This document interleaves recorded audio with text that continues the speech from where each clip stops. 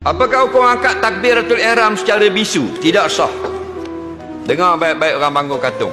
Katanya sahabat, Nabi bila berdiri nak semayang, Nabi akan kata Allahu Akbar. Hadis yang lain, aku dengar Nabi kata Allahu Akbar. Makna ulama-ulama sepakat Allahu Akbar ini wajib berbunyi, kerana dia rukun kauli. Rukun ni kalau kita tinggal tak sah semayang. Suatu perkara yang mesti ada nak mengesahkan solat, dia diri pada juzuk solat itu sendiri. Jadi kalau mu takbir tidak ada lapah yang bersuara, tidak sah, kerana kamu tidak dinamakan menyebut rukun kauli. Jadi sekurang-kurang kata ulama, biar dengar di telinga kita Allahu Akbar. Dengar dah, tak apa dah, sah dah. Hak dah sah ke mana? Ada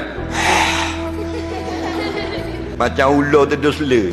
Mu kena semayang sebagaimana yang kamu dapat ilmu tentang aku semayang dalam kitab-kitab hadis. Kita Fatihah tak bunyi, Fatihah terdusla.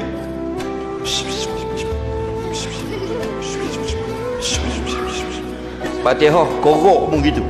Tak sah semayang, melainkan kena baca Fatihah.